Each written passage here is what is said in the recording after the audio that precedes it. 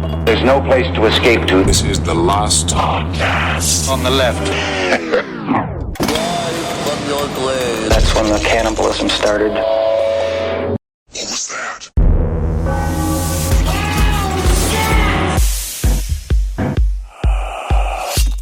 was that? Yeah. Get it. What a day. My life is gonna be Beautiful. Oh, you know, some people, they fancy a man from Morocco. And some people, they want a lady from gay Paris.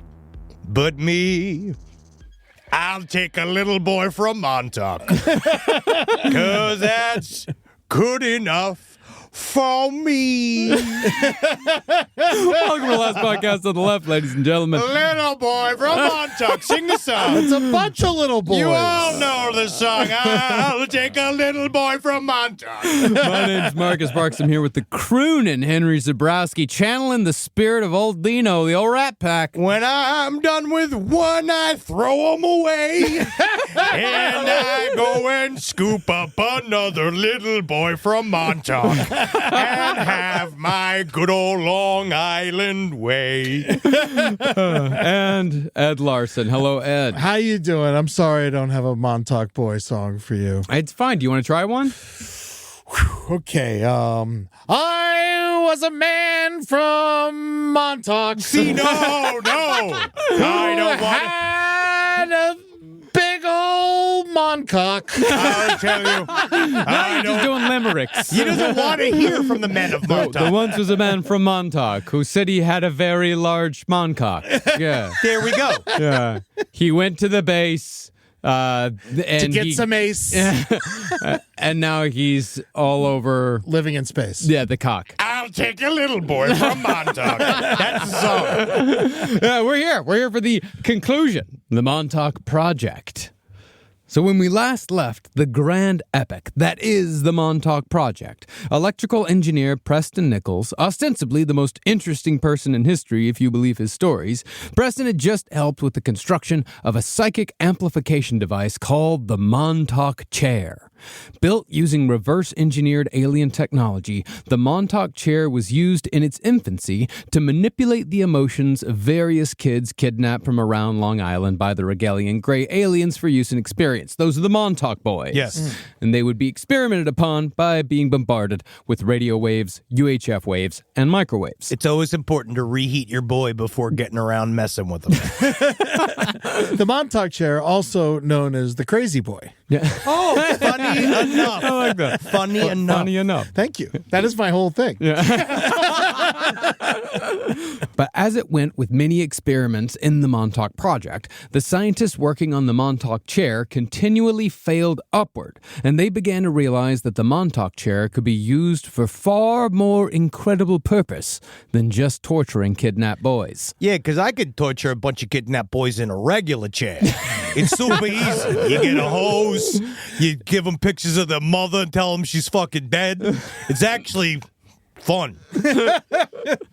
Using the aforementioned SAGE radar array, which is attuned to broadcast on the frequency that accesses human consciousness, the Montauk Project scientists figured out that if they could use the Montauk Chair to break into the mind, they could also use it to broadcast the thoughts and feelings of the chair's user out into the world.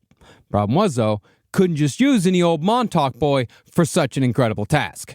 To truly unlock the potential of the Montauk Chair, the Montauk Project needed a powerful psychic, someone whose abilities went far beyond that of your average Long Island boy. Well, the psychic they found, who eventually became one of the other Montauk Project whistleblowers right alongside scientist Preston Nichols, he was also the man who supposedly helped unlock the time travel possibilities of the Montauk Chair. This incredibly unique creature was named Duncan Cameron. Yes, I've watched several long talks of Al Bielek, Preston Nichols, and Duncan Cameron talking. And you know what I've now discovered? You know what I've realized who Duncan Cameron is to all of them? Who? He's their French steward. He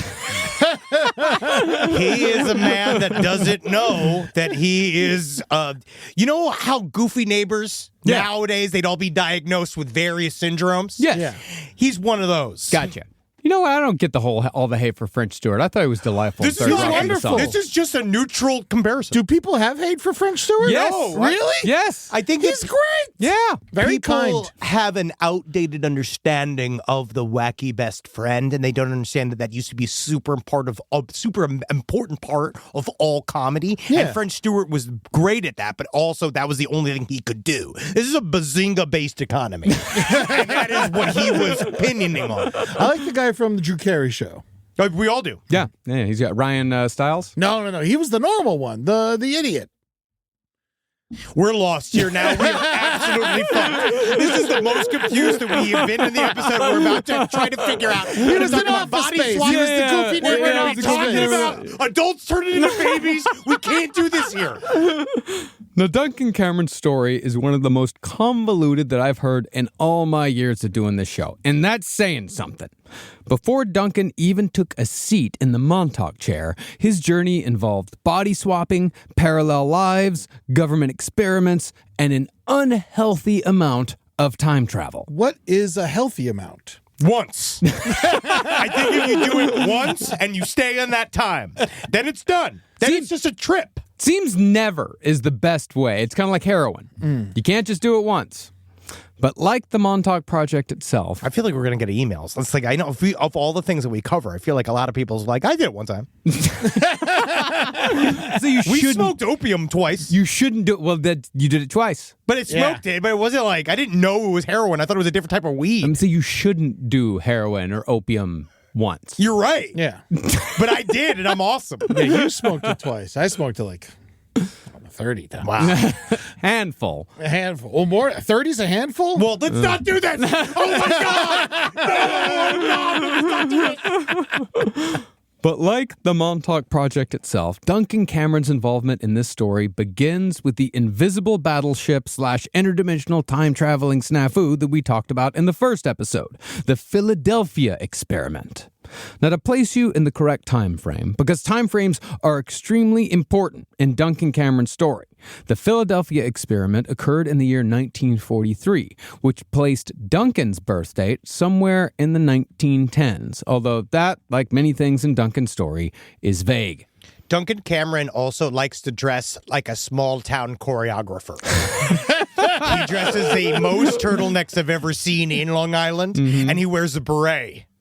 He is, like I said, a very unique character. He really is. I think in the future, we're going to see a lot of turtlenecks because so many people are getting neck tattoos. Yes, and they're getting upset. And they're getting a little loosey-goosey with these neck tattoos. And I think we're going to see an influx in turtlenecks, so invest now. Hey, or totally opposite. Neck removal surgery. Whoa! Chin to shoulder. That could be, boulder head could be the new sign of wealth.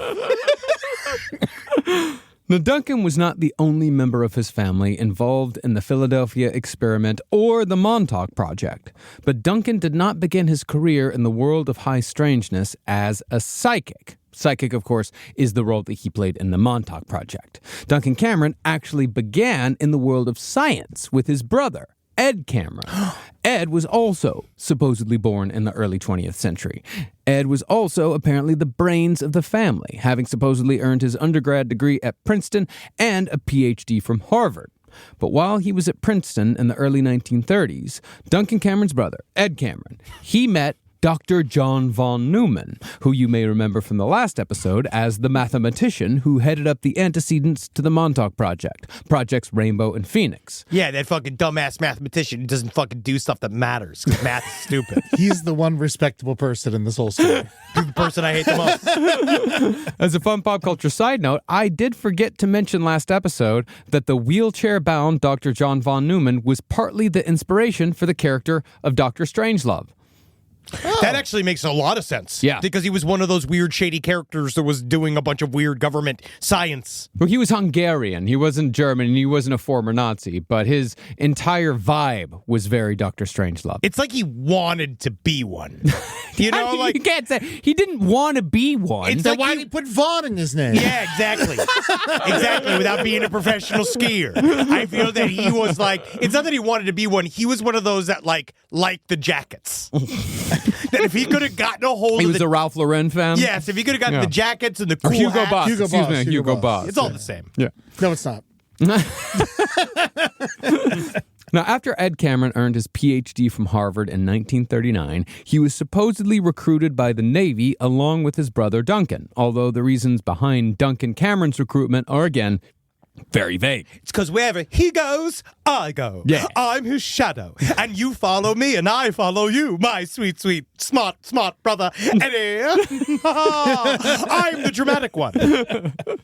But before long, Dr. von Neumann recruited both Ed and Duncan Cameron into Project Rainbow, which meant that the Cameron brothers were soon on assignment working in the bowels of the USS Eldridge as a part of the Philadelphia experiment. So we're in 1943 right now. Okay. Working deep inside the ship, the Cameron brothers were assigned to the control room. This is where the Tesla coils that created the electromagnetic fields that were supposed to make the USS Eldridge radar invisible were kept. But, as we know, the experiment went terribly awry. Because Nikola Tesla purposely changed the shape of the coil so that they go the wrong way. Well, and that's the other thing, too, is that Nikola Tesla was also dead for about 8 months when the Philadelphia experiment Not occurred. according to my research. Time travel. He was doubled. He was doubled. 8 months? Yeah, that's it. That's all you need. All right. But, I don't know why there's I think it has to be 16 years. Because I guess that you would could seem technically like- time travel 2 weeks. October. It is cold in October. Now, because the Camerons were down in the bowels behind all those layers of steel and iron, they were supposedly protected from the horrible side effects that occurred when the USS Eldridge jumped through time and space. Side effects like finding your body fused to the ship's hull, or going insane from being exposed to the energies of another universe. But as we said on the first episode, the Philadelphia experiment didn't end even after the disasters of the initial test, because after all, they hadn't reached their actual goal of radar invisibility. So, when the second test was conducted to give it another shot, Duncan and Ed Cameron were once again on board. We just figured we were there for the first trip. We might as well be there for the second. Is that right, brother? Yeah, it's not like we'll get fused to the ship. But hopefully, brother, maybe we can be fused. Penis to butt. And finally, I can forever be inside of you. I mean, if we're not fused together, we could do it over and over again. No, that makes it gay. But if it's done by science, it's an experiment. Upcoming. Yes, I will agree that if there's friction back and forth, then it is gay, but if it is just in there, then it's fine. Thank you, Mr. Von Neumann. I mean, Dr. Van Neumann, because you didn't go to 9 years of Neumann school to be Mr. Van Neumann. Teach me how to soak my brother. I'll fuck you inside your belly. Well, supposedly, on this second test, everything was going just fine for the first 5 minutes. But when the ship vanished from sight once again, the Cameron brothers could tell that something wasn't right going off how the other crew members were being affected by the electromagnetic energies. I'm fucking shit. Come, I'm fucking. Oh, fuck. I'm coming up my fucking belly button. My poop is cum. My cum is shit. Very good. Is there a problem? I talked to Ryan Coogler this week. Did you tell him that you come with shit? Off mic. Well, in an attempt to reverse the damage, the Cameron brothers tried shutting down the generators and the transmitters, but the effects weren't slowing down. Faced with seemingly no other choice, the Cameron brothers finally decided to abandon ship to save themselves. Come, brother. Jump onto my lap. I'm already there. Let's go. Yeah. Grab onto my back pockets. I told you, don't call me cum brother in public. All right, shit, brother. This Montauk chair is lumpy. Let's just move forward. Let's move on. No reason. But when the Cameron brothers jumped over the side of the ship in the middle of the whole experiment, they fell not into the icy waters of the Atlantic, but through a hyperspace tunnel in time that had been opened up. They blacked out and awoke to find themselves in hospital beds recovering from radiation burns. Now, at first, they believed they were still in 1943, but they very quickly noticed that their rooms had relatively large color televisions, which were not commercially available in 1943. Pretty soon, after the standard "what year is it" freakout, Duncan and Ed were told that they had accidentally traveled to the far-flung year of 2137! Pew, pew, pew, pew. I think part of what I have issue with is we still just got TVs, huh? Yeah. We still just got TVs. That's sad. Yeah. Well, in hospitals. And hospitals, not run by robots. This whole thing's just so funny. Just like them all showing up at the hospital and then being like, "Yeah, you took a bit of a time travel trip right here, but we're gonna have to do your space colonoscopy because you've actually passed the age for it. We're gonna have to do it." According to what Ed and Duncan Cameron learned, the United States had been utterly changed by rising sea levels by the year 2137, and California in particular had been almost entirely swallowed by the sea. The Cameron brothers also had no idea of how they could return to the year 1943, but after 4 weeks of recovery, Ed and Duncan were wandering the hospital grounds when Ed suddenly disappeared.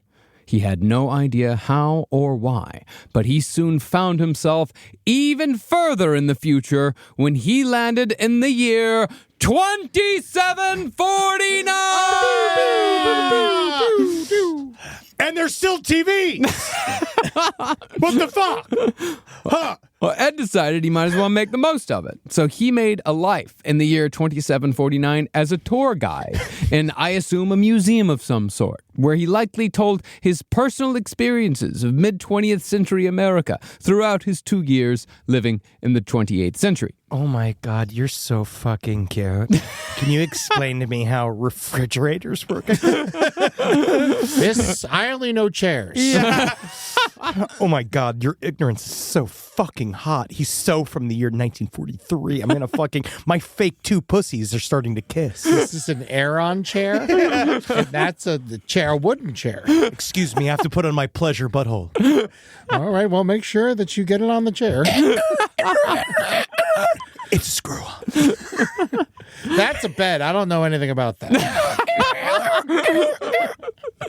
Now, according to Ed, the America of 2749 was a society of floating cities built with anti-gravity technology. I guess because all the water everywhere. Yeah. And civilization was run by computers called wing makers. Good fake name. Yeah, it is a great fake name. From my scant understanding, based off what Henry told me during a Zoom call with our researchers yesterday, it seems like it was these computers that sent Ed home. I think this takes place in the world where the Rocco's Basilisk thought exercise is happening, where if there are supercomputers that run our future, they have then always existed. And if they do have power of time travel, then they can reach back and affect time in a way that makes sure and ensures that they develop and that they come around. And this is what they did. All of the unknown moves are being made by the absolutely inscrutable minds of these so-called wing makers. And the first ones they approached, of course, going back in about the year 1971, was Paul McCartney. And that was where the first wings were ever made. I was a wing maker for a long time. Oh, yeah? Yeah. Hooters. Oh, B-dubs. Yeah, B-dubs and Hooters. Yeah. Not the same, though. No. No, would you put the men that were in that kitchen with you in charge of the universe? I mean, not in charge of the universe, but I'd let them take out the trash. Just don't talk to the ladies. Yeah. Here you go, Ed. Just make it to the trash can and back. Well, supposedly, Ed Cameron was able to stop off in 2137 to pick up Duncan right at the moment that he disappeared. Brother! But the brothers were not able to travel all the way back to 1943. Instead, Ed and Duncan landed at the base at Montauk Point in 1983, at a time when the Montauk Project had already been up and going for decades. See, according to Preston Nichols, the Earth has natural 20-year time rhythms that act as anchor years for time travel. Yeah. The anchor years for Duncan Cameron were 1943, 1963, and 1983. So it was only logical that Duncan and Ed would land in the nearest anchor year when they attempted to travel back to their origin point. If it's every 20 years, how did they end up in 2137? Because that one was different. That one... Thank you. Seriously, that is seriously the answer. That is seriously the answer. It's because that one was different. That one was different, and it's good to know. Preston Nichols believes in this. This is really all hinging on a lot of specific ideas in science and physics, I guess, which is the idea that time is a force. So part of what they say is, according to Cameron and Preston Nichols, that when cum touches egg, you are born, a time-space IP address is created for you alone, which is why you could travel back and forth across time without affecting the main timeline, because it's just your specific time-space timeline that you are carrying with you. But some of the problems with the experimenting of the Montauk Project can knock you off of your timeline, and that's when you start floating places. Yeah. I almost got that. Yeah. I think you'll see eventually. Once I'm done with you. Rise from your grave. Now, once Duncan and Ed arrived at Montauk Point in the year 1983, they were met by Dr. John von Neumann, who had apparently faked his death from radiation exposure due to his work on the Manhattan Project in 1957, and was still working on the Montauk Project at the ripe old age of 80. Now, we're going to get into how all the time travel stuff unfolded at the Montauk Project later. But for the purposes of telling the story of Ed and Duncan Cameron first, Oh, God. let's just accept that time travel had already been going on at the Montauk Project for a while by the time Ed and Duncan landed there in 1983. Okay. Dr. von Neumann, of course, was very much involved in the time travel stuff, and as such, the good doctor told the Cameron brothers that he'd been waiting for them to return from their travels in time, but they still needed to go back to 1943 to turn off the generators so they could finally end the experiment on the USS Eldridge, which had been occurring this entire time. The entire time. Time travel means that time technically is both real and not real, because you can go back and forth. All the things are actually happening at once. Can I ask a time travel question? Of course. So, while you're traveling through time, do you still age at the normal rate? Yes. Okay. So, like, if I go back in time, I'm still 43. Yes. Yeah. All right. And then if you stay there for a long time, but time travel then forward can super age you after the fact. But even though it's not aging me at all, because because it's still just Your time catches up to you. And these guys went to 2700. Big time. Okay. Super long. And it didn't age them. Not yet. Okay. We'll see. See, it's all about after the fact. Cool. Well, after getting some proper... Yeah, your humoring You're taking button this well. is like really high. Like you got your humoring dial all the way up. I'm here to learn. Yep. I'm really proud of you. So after getting some proper time travel training from Dr. John von Neumann, The key is you need to overlap your feet so the time water doesn't smash your balls. Make sure to hold your hands across your chest and make sure to keep your hands and feet inside of the time tube at all times. At all times, including when you're time traveling.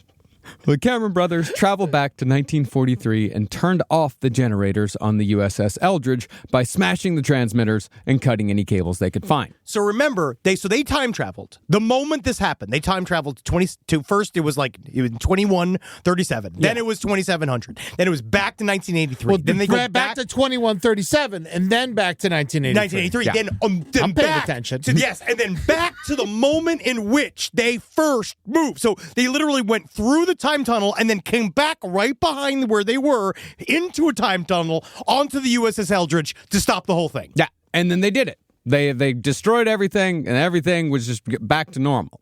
Now, I suppose Ed Cameron had his fill of time travel because he stayed in 1943 after the mission was completed. But Duncan Cameron returned to the Montauk Project in 1983, although it was suggested by author Peter Moon that Duncan had been programmed to return by evil Montauk Project scientists. And how you knew? His accent changed. Oh, I'm sorry, Ed. I've got to go back to the future. That's where I'm needed.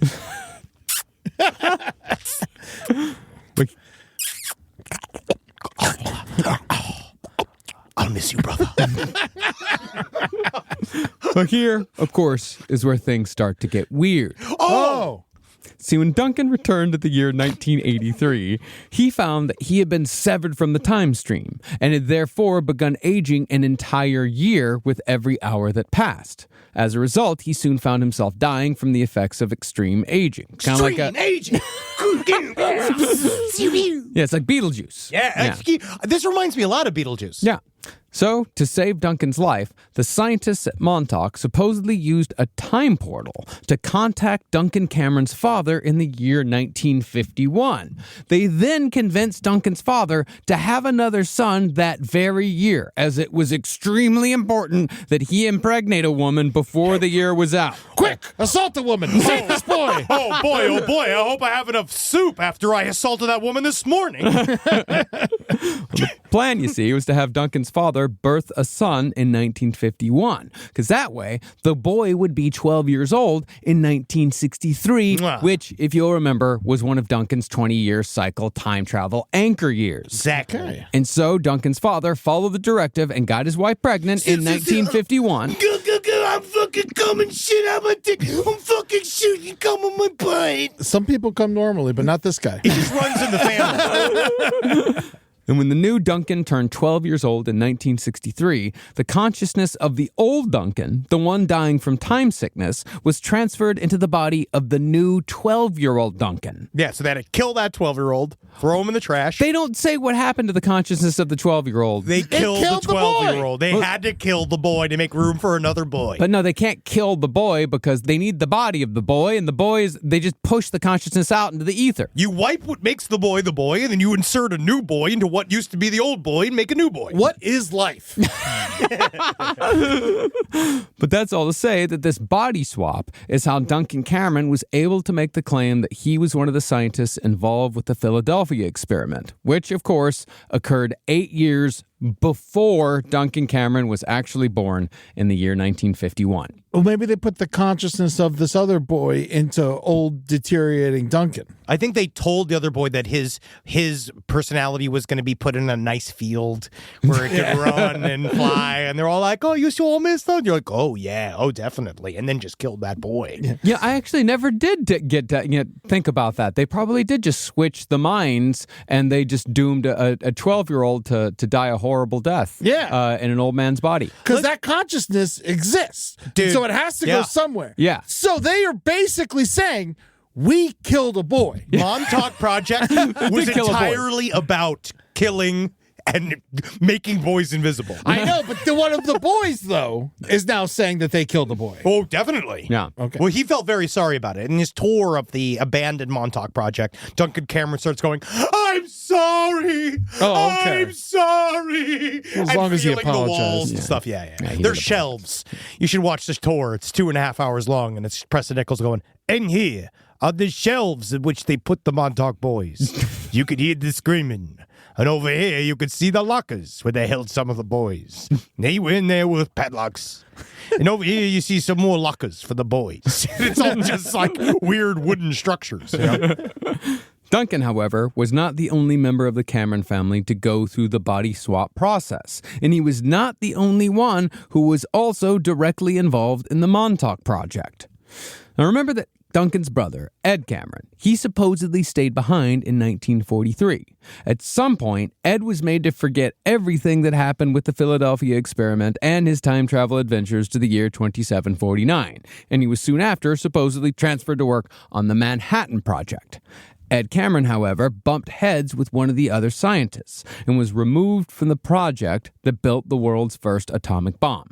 Ed then started his own business building the first ion propulsion engine, but that project ran afoul of the interests of the United States government for one reason or another.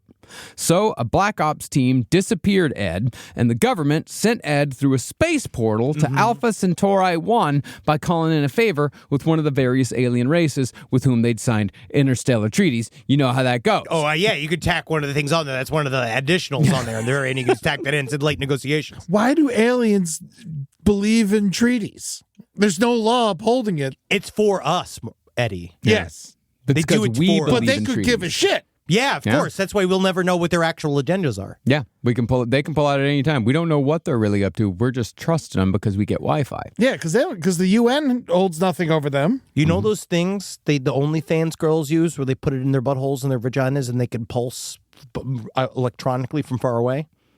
Sure. It's aliens. Oh, yeah. Where would we be? Well, that's what they get in the deal. Once on Alpha Centauri, Ed Cameron was experimented upon by aliens. But the final indignation came when Ed Cameron was brought back to Montauk and put through a series of age regression procedures that reduced him back to a small infant. Infant Ed was then sent back in time to the year 1927, where he was placed with a new family and renamed Al Bielek. I could just see them looking at this infant and being like, call him Al! Just throwing and bowling him into the time tunnel. Oh, yeah, It's all Paul Simon songs. Yeah. Duncan, what's his name? Call me Al. Oh my God, Eddie! I'm not even joking. That might be one of the keys to this whole fucking thing. Yeah, if there's a guy named Julio in the story somewhere, I'm gonna shit. Yeah, because that means Preston Nichols was just obsessed with the fucking. What was it? Well, but the movie by Mike Nichols, The Graduate? No, the other one that has. Oh my God, that's another one. Graceland. Yeah. Wow, is this all Graceland based? Is this Graceland DLC? As long as it's not Rhythm of the Saints. Oh yeah. Now, you conspiracy heads out there probably know the name Al Bielek, because along with Preston Nichols and Duncan Cameron, Al Bielek is the third public voice in the Montauk Project. Arguably, Al Bielek is the most well-known of the conspiracy theorists here. Of all of them, because Al Bielek mostly is known for the Philadelphia experiment. Yeah. He's the one that put all the Philadelphia experiment stuff out there. That was like his thing. And it wasn't until Preston Nichols started talking that Al Bielek started being like, yeah. You know what I mean? Like, so they all started putting their stories together. You can almost say that they were still crazy after all these years. Oh, my God. We have to be careful. We have to be careful. Paul Simon, where's Art Garfunkel? Well, supposedly, this is Al Bielek's story. After being sent back to 1927 to grow up a second time, Bielek was recruited by the Navy out of high school towards the end of World War II, and he eventually began working in the corners of the military that dealt with psyops and extraterrestrials. But because of his work with aliens, Bielek was also close friends with conspiracy theorist Phil Schneider, who we talked about extensively in our Aliens Attack episode. Interestingly, though, Phil Schneider claimed that his father was a former Nazi scientist who brought his work on Nazi time travel to America, where he applied that Nazi time travel knowledge to what else but the Philadelphia experiment. God damn it. Can you imagine hanging out with all these guys? Like what it's like to hang out with Phil Schneider and light his cigar because he can't. He must be so afraid of fire. Do you think he's like Frankenstein's monster? He's like, no! I know if you're hanging out with these guys, you got to pick up the check. I'll tell you that. Oh, yeah. Oh, yeah, buddy. And it better be. You might need to throw in some gas money as well. Now, just so we're clear on the body swaps, let's review. Thank you. Duncan Cameron and Ed Cameron both traveled through time, but the side effects of time travel caused Duncan to age rapidly, and his consciousness was therefore transferred to the body of his own 12-year-old brother in 1963, who had been conceived by Duncan and Ed's father at the request of the United States government. Got it? Got it? Yeah. Yeah, come out the butt, shit out the dick. Kill the boy. Kill the boy, yes.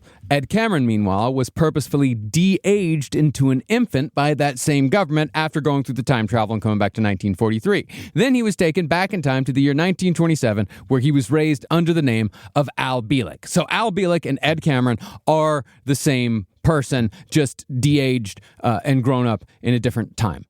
And where all this comes together is that Al Bielek, who, if you'll remember, is formerly Ed Cameron, he was eventually recruited into the Montauk Project along with the rest of them, where he worked as a scientist primarily concerned with the operations of the Montauk chair.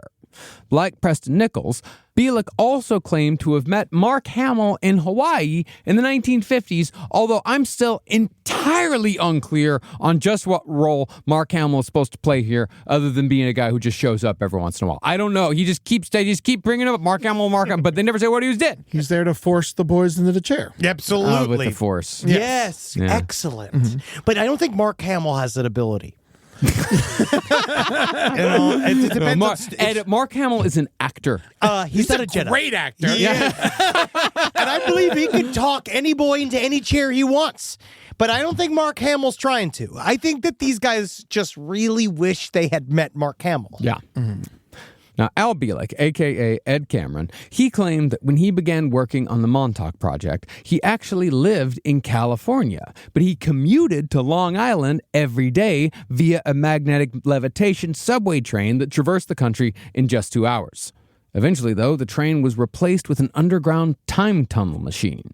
The technology that made the time tunnel possible was what else but the Montauk chair, which, by this point, was being operated by none other than Al Bielek's supposed brother, Duncan Cameron. Yes. So if the train goes underground, why does it have to be time traveling? Because otherwise it can't travel fast enough. No, it was first a magnetic levitation subway train that traveled through magnets. Yeah, and that was Underground. Underground. It was levitating underground. It was levitating underground. Okay. It levitated over the tracks. Gotcha. Yeah, because of the magnets, Okay. which made the magnets also made it go real fast. Making the train real light. Okay. Yeah. Right? But then it was replaced. But then it's just a time tunnel, and they just walk through the time tunnel. They just farted it out. But they're not going through time, they're going through space. They're Yes, using time time and to space. travel. Time and space. Yeah, Time is space. Yeah, they're using time to travel through space. Time is what it takes for you to travel through space. I guess so. You know what? I'm going to take that. I guess so. I can't wait to see the fucking emails we get every single time we try to talk science on this show. And this isn't science. I know it's not. This isn't, don't worry about I it. already am hearing like people that know science being like, "That's not how the magnets work." And Of it's like, course it's not. None of this is real. Yeah. It's some of it. Who knows? Some of it might be real, but none of it is fully real. Montauk exists. It does. Now, I have no idea how Duncan Cameron made his way back into the Montauk Project, whether his younger self was recruited or kidnapped or what, because Duncan Cameron was extremely vague on many extremely important plot points such as this. What we do know is that at some point in the early 70s, Duncan Cameron had somehow become an extremely powerful psychic. He was therefore one of the Montauk Project's most important assets, although it does seem like he was being forced to use the Montauk chair against his will. At first, he was excited, and he was engaged. Partially, it was the way that Preston Nichols described Duncan Cameron as he's a guy that can literally only focus on one thing at a time. And what he meant by that was that he said that Duncan Cameron had a special ability. It wasn't even necessarily that he was psychic. Is that he was so well able to concentrate and without anybody else's interference that he could create pictures in his mind and hold them no matter what you did to him. You could fucking hit him in the knees with a stick. You could fucking pull on his belly. You know what I mean? You could give him wet willies and stuff. And he's still thinking about it. And he's locked in. And because what they figured out is the reason why they need a human mind to do any of this stuff is because technically it's too difficult to do the math and the science to make it up. But if you just think about it and you make up a time tunnel in your brain, you're doing all the work just by thinking about it. See what I'm saying? Yeah. You don't have the technology to build it, but if you just think about it being real and you have a psychic materialist machine that can make it real, then it becomes real because you're just thinking about it and it's using your mind thoughts. Power of positive thinking. No, it's the actual making of the thing. It's the power of the visualization of your mind. Uh-huh. Yeah. That makes sense. Michael Jackson used to write his songs by just like humming them, and then Quincy Jones would make it. And then the kid goes like, "Hey, let me go." He goes, "Hey, get him, We'll cut that part, and then we'll keep the rest of it. Okay, but I think it'll work. Well, I'm also unsure if Al Bielek and Duncan Cameron knew that they were supposedly brothers while they were in Montauk. They didn't know. They didn't know. But the important thing to know here is that Al Bielek claims that he was the program director in charge of the psychics who manned the Montauk chair. He's sort of like the Matthew Modine character in Stranger Things.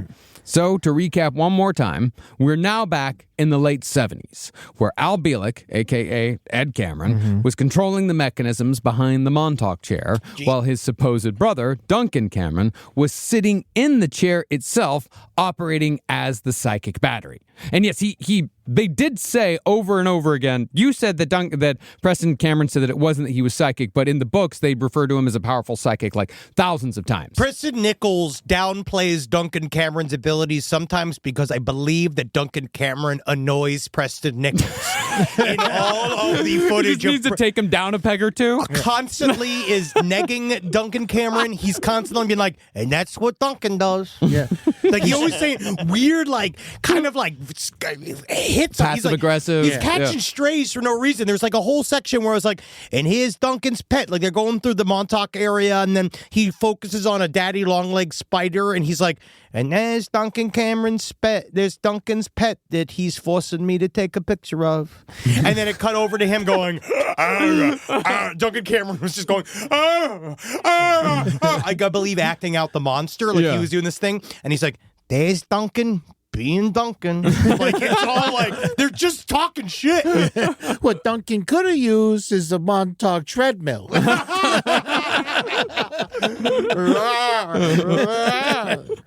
Now, once the Montauk chair moved beyond influencing the thoughts of the person sitting in it, it was discovered that the chair could be used to read the mind of the user, although that person did need to be a powerful psychic for the chair to properly work.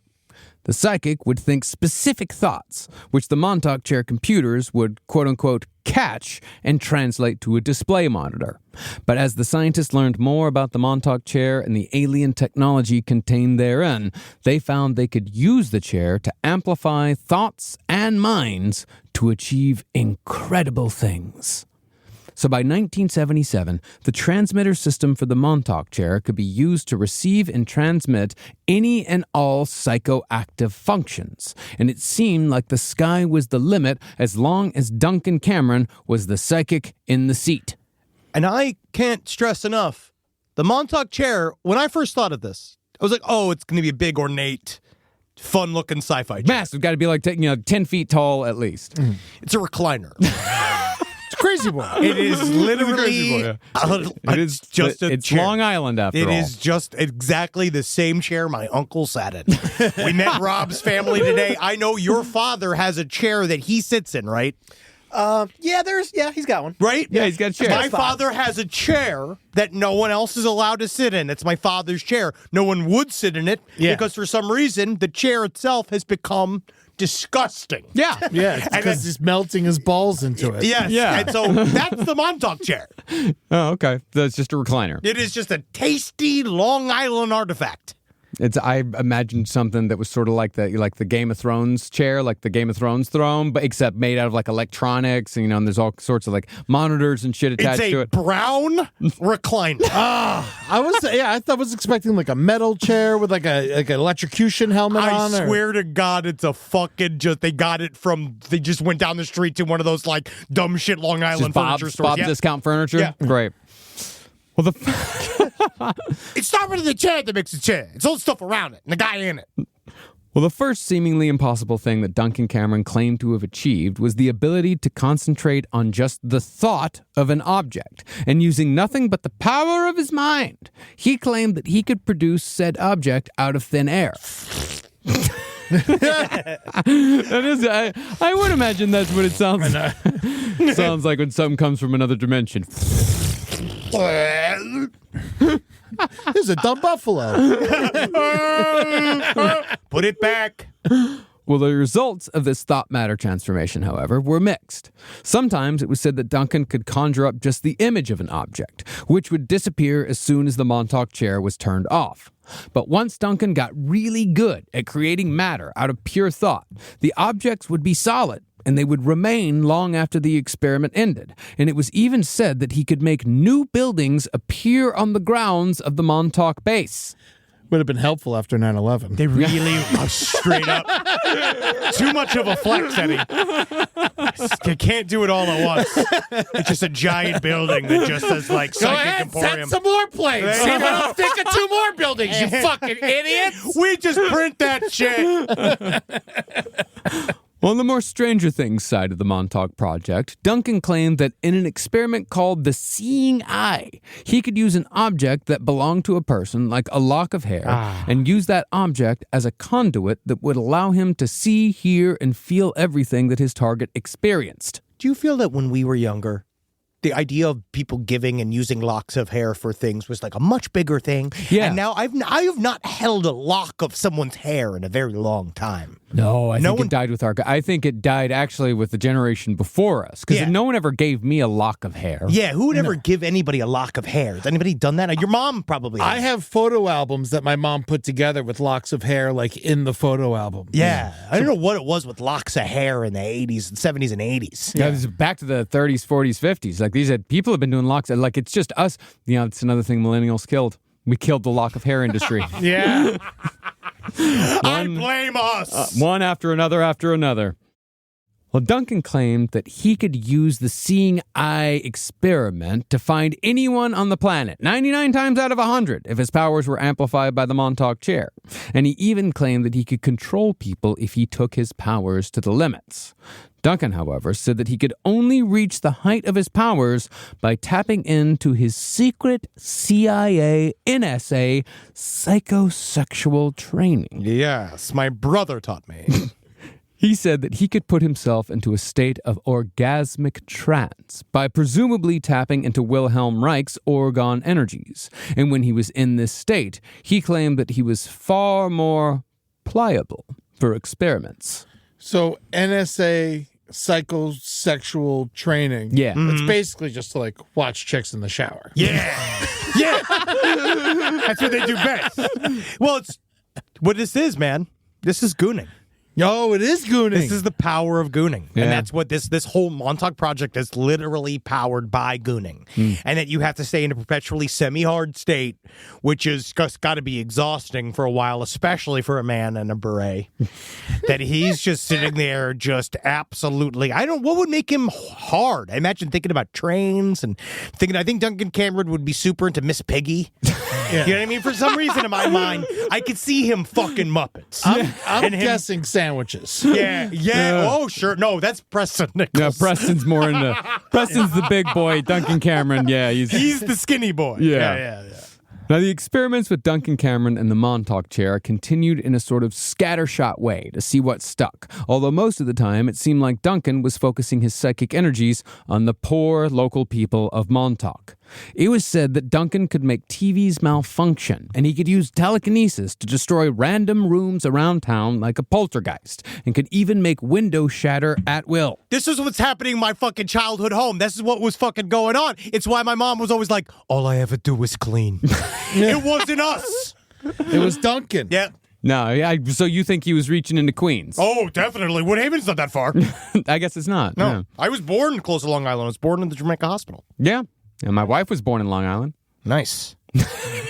Queens is the end of Long Island. Yeah. Yeah. So you were born on Long Island. Close. But I'm from Queens, not from Long Island. But Queens is in Long Island. But that's not where that is. It's called Long Island. Long Island's only called a certain area once you get past a certain area of Queens. But it's all on the same island. It is. Yep. Good. Yeah. So it's the same thing. Fucking ground to a goddamn halt. Well, Duncan also claimed that he could influence conscious creatures. He said he could cause animals from the surrounding wooded areas to invade Montauk, or he could influence citizens to embark on spontaneous crime waves that would stop just as suddenly. You know what no one's ready for, neither one of you dickheads is ready for, is how this whole thing created the Amityville horror case as well. Oh, yeah. Definitely not ready for that. It's a whole side angle. This whole... Do they mention that? Dude. You just have to read this stuff long enough. And then anything that has taken place in the tri-state area can be applied to the Montauk Project. Yes. And that is the entire storyline. You ask me, how did the Montauk Project create the Amityville horror case? How did the Montauk Project create the Amityville horror case? It did. It just seems like Duncan's telekinesis is his excuse for getting drunk and breaking everything. Very it's a great excuse.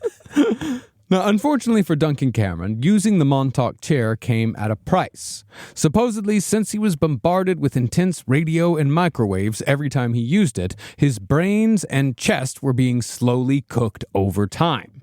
Duncan claimed that this so-called cooking was so intense that he had become effectively brain dead by the year 1986.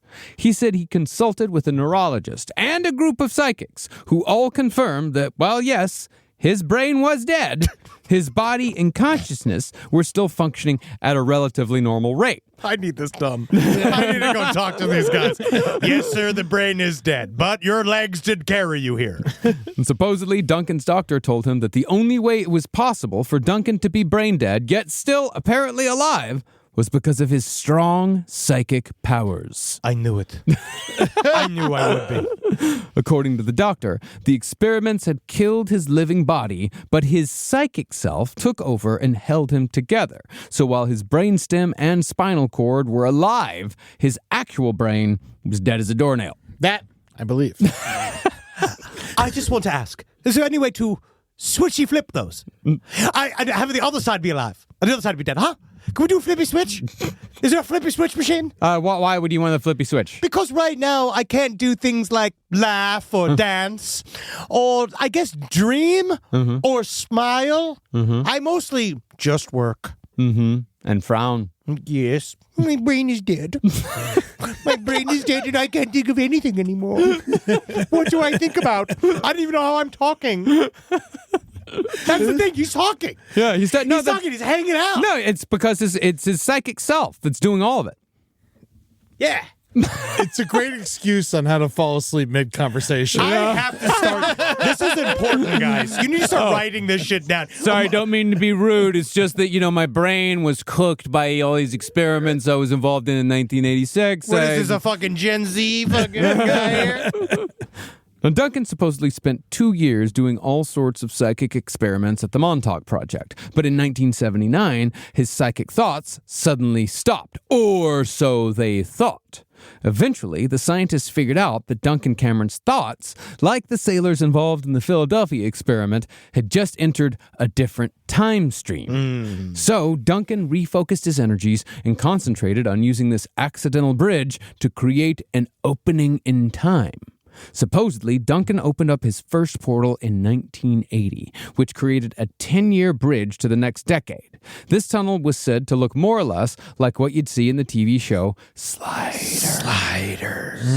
And a person could apparently just stroll through the tunnel just so long as Duncan kept concentrating on it. But it was extremely difficult for him to concentrate on the tunnel. The tunnel took a lot of psychic energy for him to hold up, which is actually like one of the big problems of this whole fucking thing. Yeah. Because it's all depending on Duncan Cameron. And then you look over and you think about this entire, again, imagine all this is real. I am. And I'm saying the audience. Imagine all this is real. And then you have this $10 billion funded program by Nazi Gold that a lot of pressure's on a lot of people to figure what's going on here out, right? You got the whole thing. You got to make these time tunnels. You're obviously building a lot of plans of this now. But then you look at your go-to guy, the guy that's supposed to get the fucking rock, and the guy that's supposed to have the buzzer beater, and you look at him, and the fat, brown, lazy boy recliner that he's sitting in with a fucking colander strapped to his head, and it's fucking Duncan Cameron going, I hope today that we could go to the year 4000. And they're like, oh, great.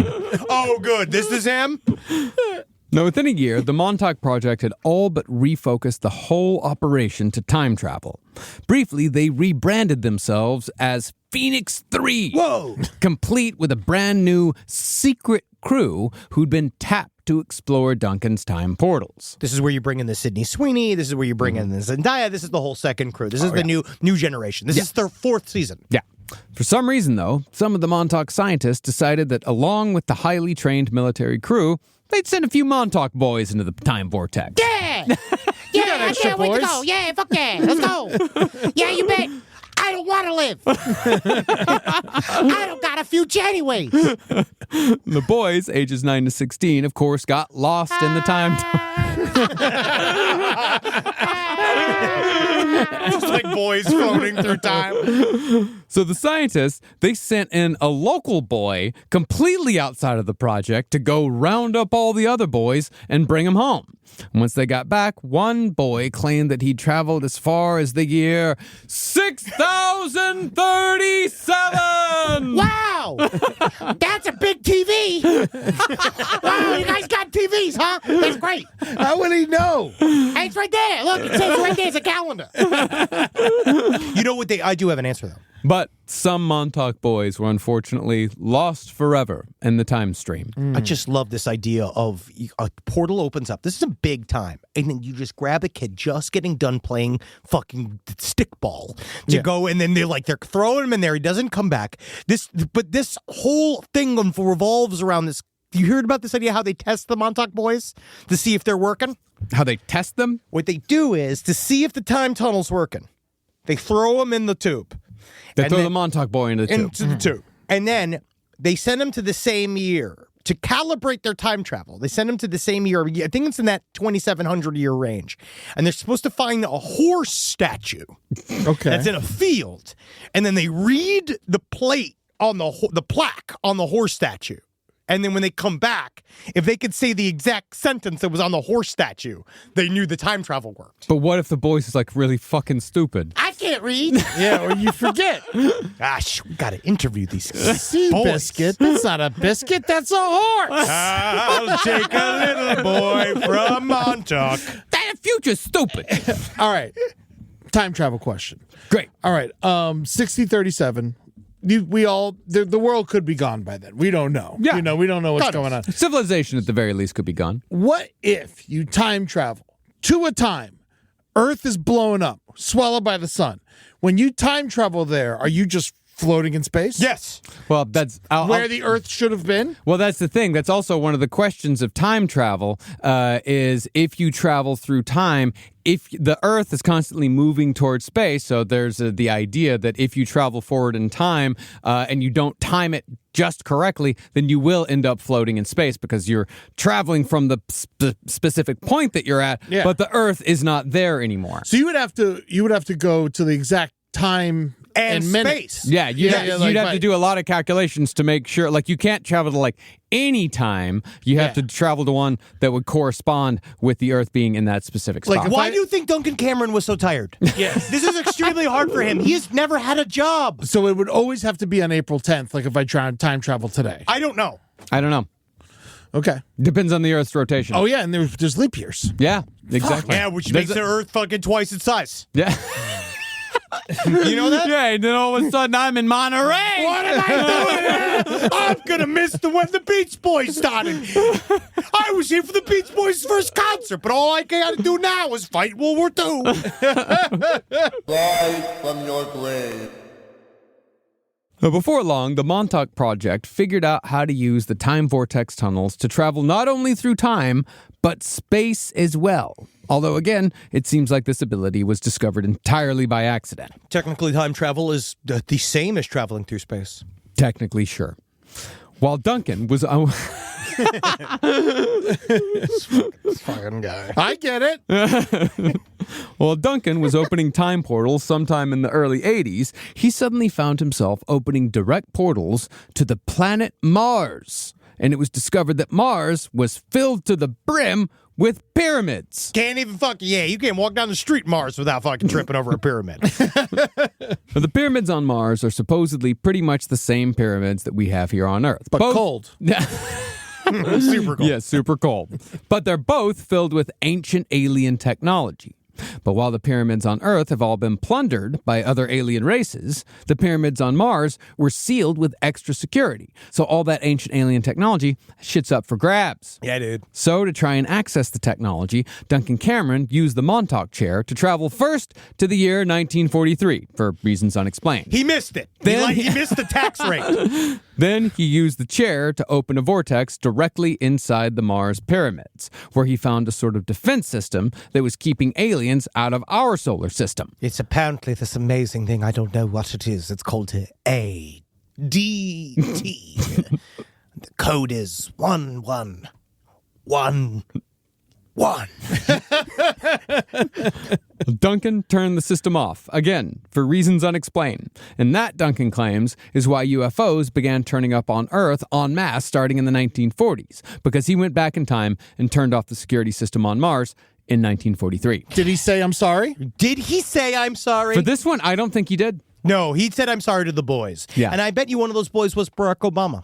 Because Barack Obama was on Mars as a part of a different time-traveling boys scenario on the Project Serpo storyline, which was all happening at the same time. Yeah. Barack Obama was a Project Serpo boy that was trained in space/time travel, and he actually was on the planet Mars. He was a part of the team scooping up that ancient technology from those pyramids. And if you don't believe that, you can just check his birth certificate. Yeah, you go ahead and believe another word out of the mouth of Barack Hussein Obama.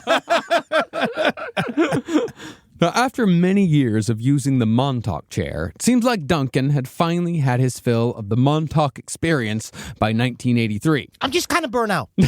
It's unclear whether what happened next was planned or spontaneous, but Duncan claims that through the power of his mind, he was able to shut down the whole project in just one day. Yeah, dude, he was fucking sick of that shit, dude. Fucking take this job and shove it. On August 12, 1983, Duncan was supposedly strapped down in the chair for an experiment, but for some reason, he began imagining a fearsome monster. Is it Conan O'Brien? The fearsome monster was a massive humanoid creature standing 9 feet tall, with a long snout, small eyes, and a mouthful of sharp teeth. People describe it as looking like the most aggressive Sasquatch imaginable. So it was Conan O'Brien. He's just like, Duncan Cameron is just like, it's a very cartoony sounding monster. Yeah. But just as Duncan was imagining it, the creature supposedly conjured itself into existence right in the middle of the lab, where it wrecked everything in its path and actually began eating any Montauk scientists it could get its hands on. Finally, someone's killing these Nazis. Well, he did, like, they had a pad, right? So they had a thing where they were developing it, and eventually they used the time travel portal to squirt things out of it. They had a special receiving area that would be like a 3D printer for a bunch of all these things that he was making up, and that was when the monster came through. Right. And that was before, because it was, I guess it's like Preston Nichols, because again, Preston Nichols says he did not organize anything. No. His job was to run the ones and zeros on the chair. That's what he did, right? He's just a tech guy. So who organized it? Von Neumann? Von Neumann. Yeah. Von Neumann and Al Bielek. And all the people above, all the people that we don't know above all of this, right? And the wing makers, the robots from the future. And so it's all real.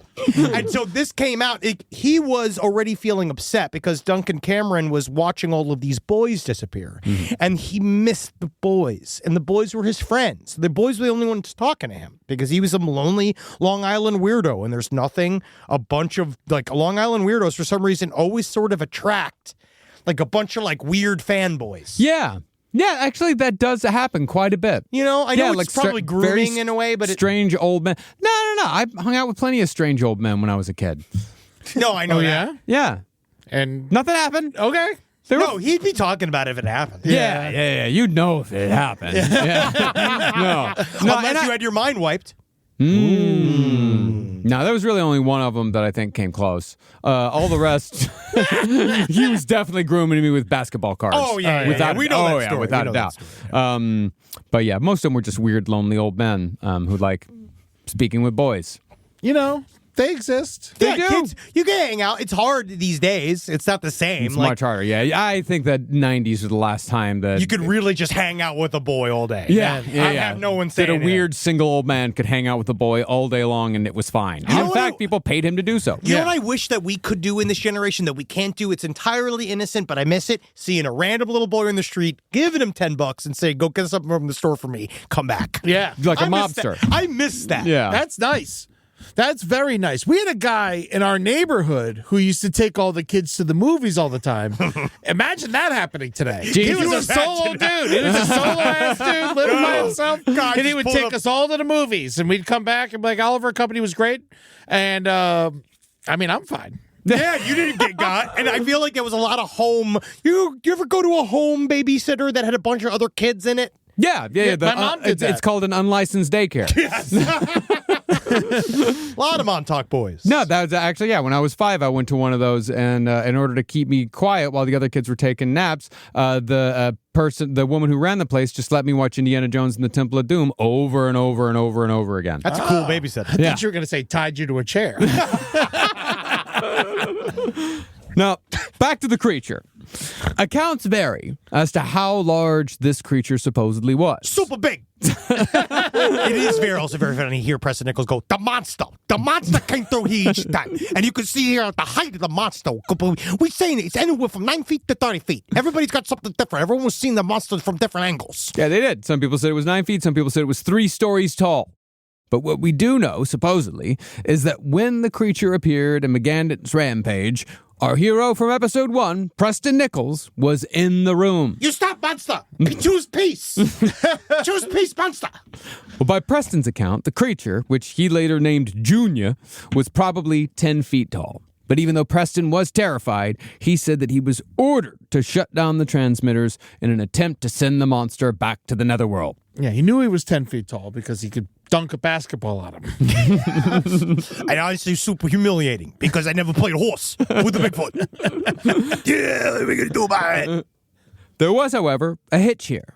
See, in order for Preston's powerful psychic energies to work at maximum power, he had to connect with a past version of himself. And apparently, this whole time, Duncan's 1943 version had just been hanging around on the USS Eldridge next to a transmitter, and the two versions were working together. But since Duncan was too busy conjuring the monster, there was no one available to open a time vortex to 1943 to tell the other Duncan to turn off the transmitter on his side. See, common mistake. That's why you have redundancies. That's why you got to plan. So, when Preston Nichols was given the order to shut it all down, he took the same approach Duncan and Ed had taken when they had to shut down the Philadelphia experiment, which was to basically run around and wreck shit until the power turned off. As such, after cutting numerous wires and turning off every transmitter and electrical transformer he could find, Preston Nichols was finally successful in making the beast disappear, but not before the beast wrecked the lab and killed many of the scientists. No. The kids floated through space. Imagine being a Montauk boy, showing up and hey guys, I'm back from 2394. Oh God! Oh God! Oh, look at that big fucking. Oh, yeah. No, honestly, it's fun. It is. All of this is fun. This is they also said a lot of this, the difficult part was that because the U.S. Eldridge, according to USS Eldridge, never shut off. Yeah. That's one of these things that they kind of say that that experiment essentially destroyed and changed reality in a way that was real bad in this timeline. And that what it did is that it also made these things last a super long time. So it actually, when they said that when they finally cut all the power supplies off, I thought it was interesting that they said that the monster didn't immediately disappear. He slowly, part by part, disappeared. Now, I'm imagining the red monster from Bugs Bunny. That's a good one. That is a good one. Yeah. I feel like that's the one I would do with this. Yeah. Now, following the beast rampage, in which it killed a fair amount of scientists, and I would imagine a whole slew of Montauk boys. I'll die for you. Just throw the Montauk boys at him again and again and again. The military allegedly decided that the Montauk Project was getting out of hand, so the entire operation was shut down. All evidence of the project was either sealed away in the 6 underground levels, allegedly below what is now Camp Hero State Park, or it was all carried away, while the Montauk Project technology was used to wipe the memories of everyone who worked on it, including Al Bielek, Duncan Cameron, and Preston Nichols. And these people were just sort of sent out into the world with wiped minds. Good work, boys. Thanks for all your hard work here for the U.S. government. Now go be homeless. Yeah. All right. See you later. Yeah, when they wiped their minds, did they still know English? Yeah. No, they just wiped. They were able to very specifically target only the parts in the Montauk Project. Everything else was still there. Okay. Oh, yeah. Good Yeah. for them. Yeah, it's incredible. I could lose a couple things. Honestly, I could lose a couple of things as well. Yeah. Now, the Montauk Project was supposed to stay buried, but Preston Nichols claimed to have found his way back to the Montauk site almost entirely by accident, despite having no memories of it. See, Preston said that while he was working for the Montauk Project, he was also working for a defense contractor named BJM as an electrical engineer. It was Brookhaven. I forget what else it was. He did do that. He was definitely an electrical engineer. Yeah, we okay. do know that. So, when the Montauk Project ended, Preston said he continued his life working for BJM, elsewhere on Long Island, I believe. But seemingly just a few months after his mind was wiped, Preston obtained a grant from someone to study telepathic communication. Well, they said that, to be honest, he was such an attractive candidate for all of these super secret things because he got a master's in parapsychology from Long Island University, where he said that this was the most, he's like, they couldn't believe that I had my own master's degree in parapsychology. It's the only one ever given to anybody. Here from sweet, sweet Long Island. Didn't he also claim to have a degree from the University of Tampa? Yes. Okay, and he didn't. I don't know. According I don't know any according of to the Dark legit- Files, they didn't. I don't have the legit information. Okay. I have all of this information. All right, I'm sorry. I'll retract my question. Thank you. Please save all reality-based questions for the end. Yes. See, according to Preston, the way that telepathy and radio waves work are similar.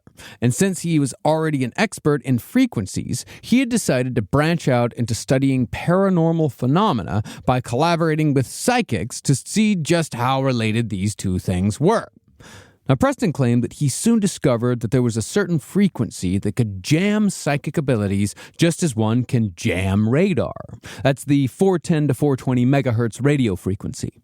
And some of Preston's local Long Island psychics were complaining about getting jammed up. I'm fucking jammed up as fuck, dude. I've been trying to figure out. I ain't going in the restaurant to see if they got reservations open. I just want to know. I want to know if they got it opening for 9 for 12 people because it's my sister's communion. She's coming through a whole thing. We're doing a whole thing. People come in from out of town. You get jammed up because you're eating all that cheese. That's the problem. And then I can have a little arugula that breaks it up, some prosciutto. It's too much mozzarella. That's the problem. Well, in 1984, the year after the Montauk Project was supposedly shut down, Preston took a VHF receiver and drove around Long Island tracking this jamming frequency until he finally found the source. Preston claimed that the psychic jamming frequency was broadcasting from a radar antenna at Fort Hero Air Force Base on Montauk Point, which is, of course, the location of the Montauk Project. But remember, Preston had all of his memories of the Montauk Project wiped, so as far as he was concerned, when he showed up on Fort Hero, he'd never been there before in his life, even though he had, or so he claimed. So, when he began exploring the now abandoned base and found high-voltage radio equipment, his interest was piqued. Yeah. Through the Surplus Disposal Agency, Preston tried buying this equipment, but the SDA couldn't find any record of the equipment existing. Eventually, Preston was contacted by a man with the suspiciously simple name of John Smith. Whoa. John Smith told Preston that no one officially owned the equipment, so as far as the SDA was concerned, Preston could just take it. He literally could just go to the field and just take all the shit from this place. That's the same thing that John Smith did with Pocahontas. He did. Additionally, the mysterious John Smith also gave Preston a piece of paper and told him to show it to anyone who might question why this corpulent Long Islander was plundering a military base. You might want to look at my permission slip. They go and they look at it. It's printed on paper.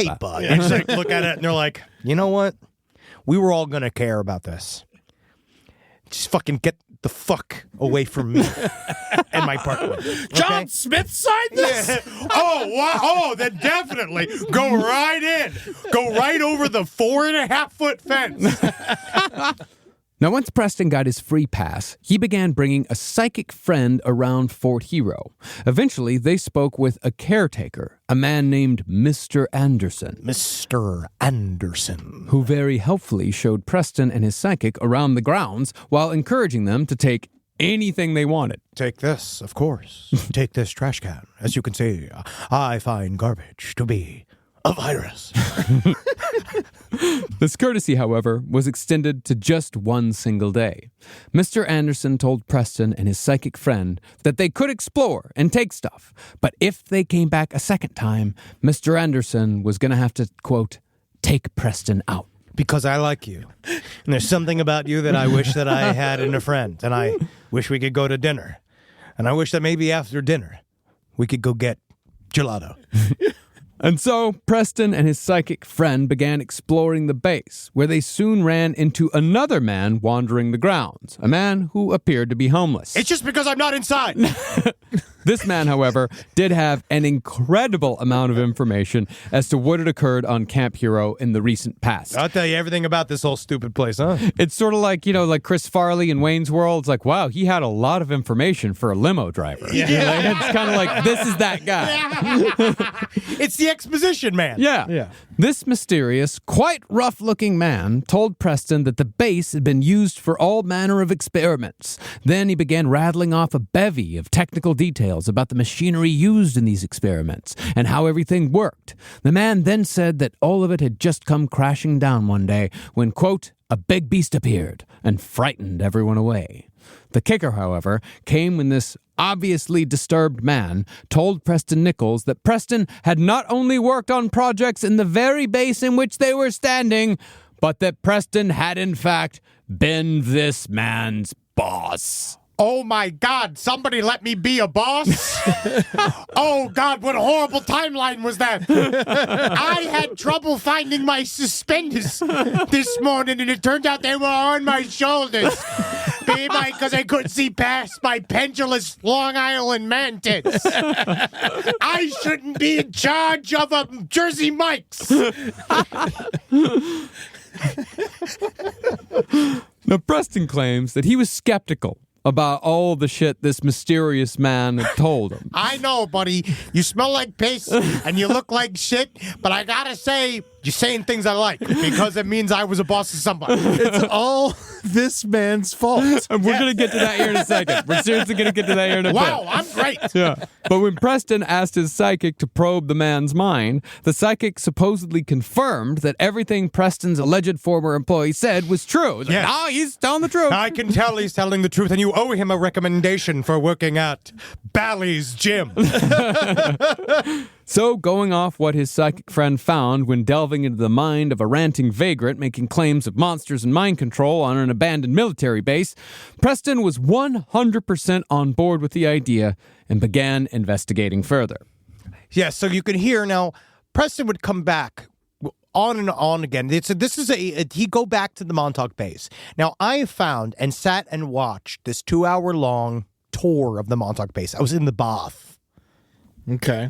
You're Bob. I never felt so fat as I was sitting. I literally sat. I had a beer. I'm in the bath. I did the thing too where I look at my toes are out of the water. You know, like a big kind of fat style. I have a little head pillow I was wearing, and I sat and I'm watching my UFO documentaries, and I'm just sitting there watching it in the bath and stuff. And then this is how you're gonna die. I'm just a big fat dumb find fuck. you in a bathtub with a laptop electrocuted you. No, it's on the sink. Fucking slurry. The laptop's on the sink or on the toilet.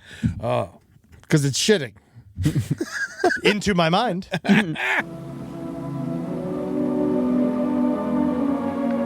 This is the bunker where the Montauk Boys project was done. This is where the boys were actually stripped of their mind, and the mind was reformed through computers and reinserted in the body of the boy. Yep. This is 2 hours of this pointing at random things inside of this building, and they put it to this very it's one of those things where I kind of almost feel bad for the younger generation because they don't get the magic of this. Yeah. This is a fully digitally captured VHS tape, and you really get the feeling of it. You could see why it felt real if you were watching this on a shitty TV in your rumpus room. This would scare the fuck out of you. Yeah, it looks crazy. Yeah. It does look real. It does look like something sinister went down there. Oh, yeah, even it's though an abandoned military base that they somehow have total access to. Yeah. Because no one cares about Nobody cares what's happening there. Yeah, and the fence, again, is about 4 feet tall. Which is about 3 feet higher than I can jump. But all this, of course, his investigation of the tour, this came much later. Yes. Where we're at right now in the story, Preston Nichols is still just trying to figure out what went on. So he started with the town of Montauk itself. He went down, started talking to locals, and he soon discovered during his initial investigation that many locals actually recognized him. And furthermore, those locals had quite a few tales to tell about the strange things that supposedly happened in Montauk because of the base at Fort Hero. Allegedly, several people said that experiments at the base had caused snow to fall in the middle of the summer, and hurricane-force winds could be summoned in an instant, along with random lightning and hailstorms. More disturbing, though, was what the base was supposedly able to do with animals. At times, locals said that herds of animals would come marching into town in large groups and would sometimes come crashing through windows for no reason whatsoever. We were in the middle of the local softball game of it was the Plumbers Union versus the Firemen, and about 25 badgers came over one of the railings of the field, and my God, the blood. Watching those Union guys, my proud Union boys and my Fire boys just beating the living fuck out of all these badgers, beating them to death with the baseball bats, spreading the blood everywhere. It was one of the craziest, honestly, even kind of think about it, we were laughing a lot. Yeah. But it was unexpected. It was the day that Hooky Joe died of the heart attack. Yeah! Because he was swinging on that badger. He was swinging on a badger. You remember that? Yeah, I remember that, Yeah. badges. Badges? We don't need no stinking badgers. That's from UHF. Yes. Yeah. Well, Preston then supposedly spoke to the Montauk police chief, who told him that the town was plagued with sudden crime sprees that would end just as quickly. Teenagers, he said, would also act strangely, sometimes gathering in groups for up to 2 hours at a time before suddenly dispersing. I can't stand the idea of people hanging out. For up to 2 hours. People just visit? Fuck that! Fuck that shit! Is this communist Russia? Oh, can I also add, at the end of all this, I just want to tack on a little bit of the real world stuff of watching the Gilgo Beach murder documentary on Netflix, talking about how the Suffolk County sheriffs they literally covered up the entire serial killer's reign to cover up the fact that they were visiting the same sex workers that the serial killer was, Rex Neuerman. And it seems to just kind of be a part of that. Yeah. All this could be all an extended part of that. Same thing. Yeah, like a little bit. Put it.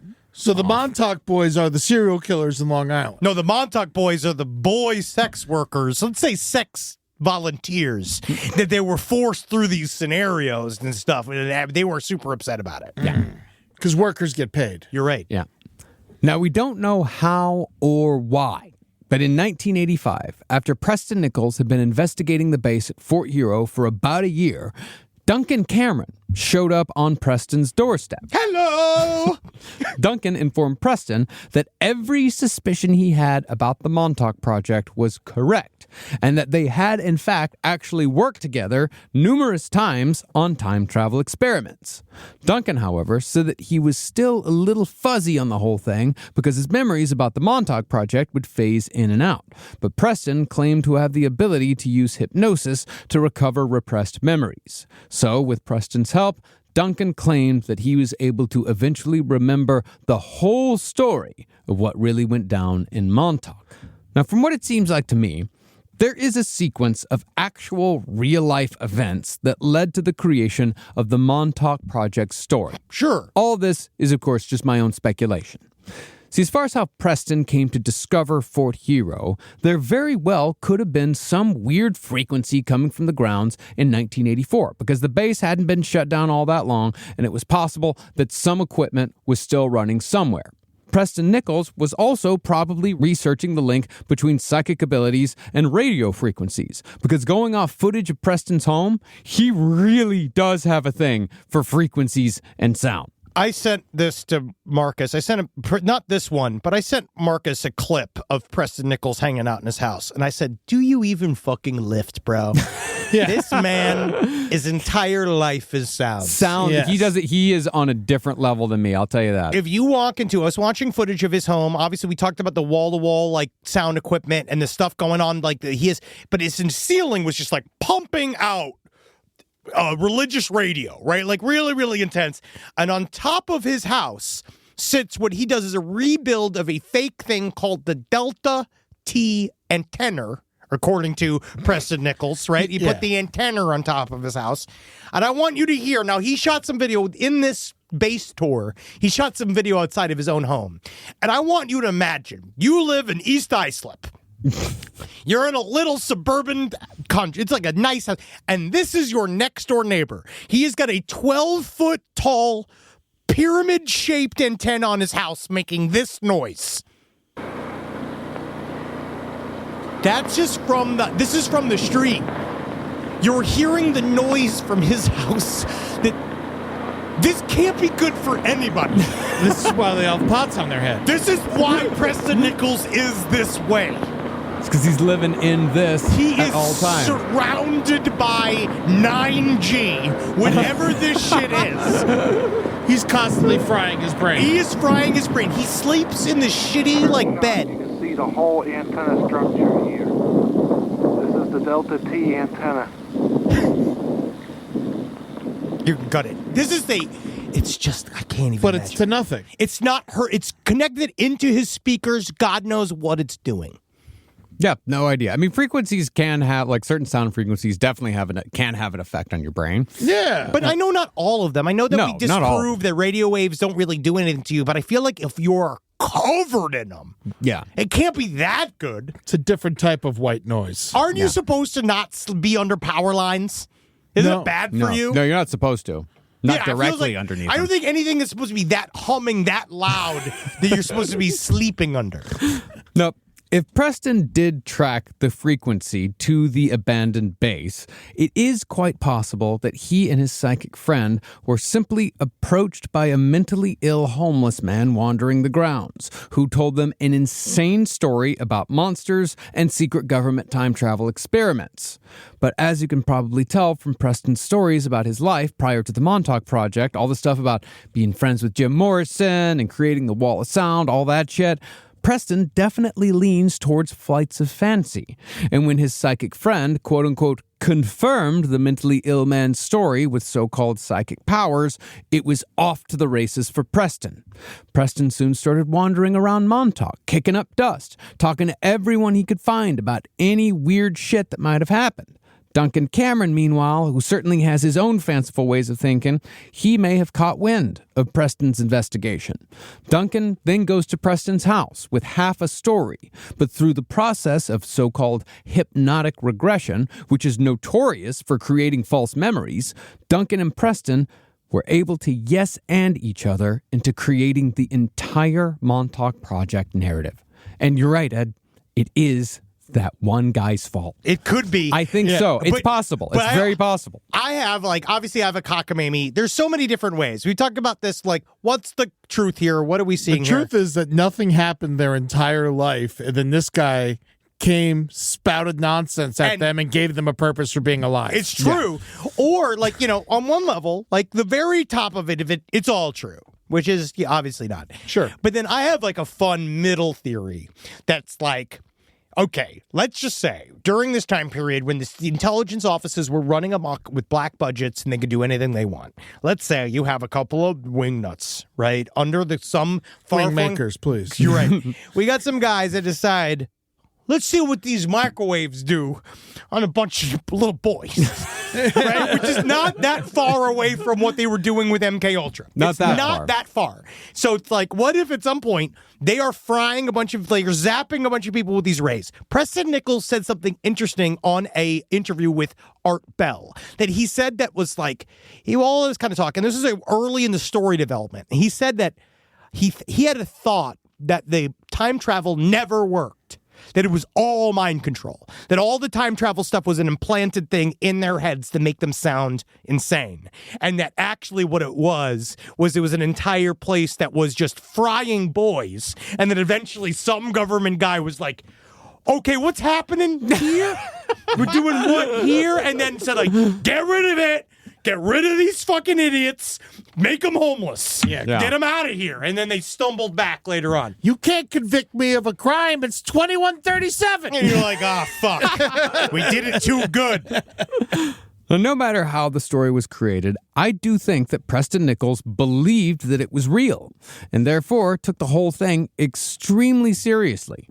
By July of 1986, he'd assembled a group of investigators who were all on board with discovering the truth behind the Montauk Project.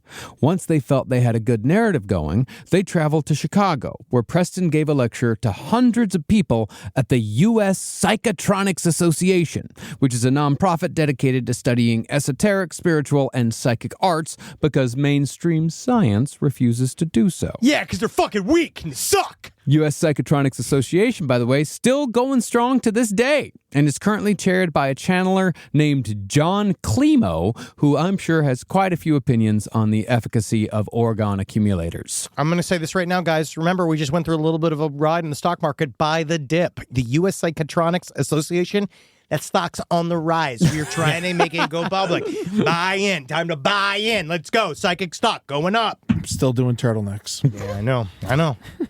But after giving that speech, Preston Nichols had, before long, formed a bit of a Montauk crew.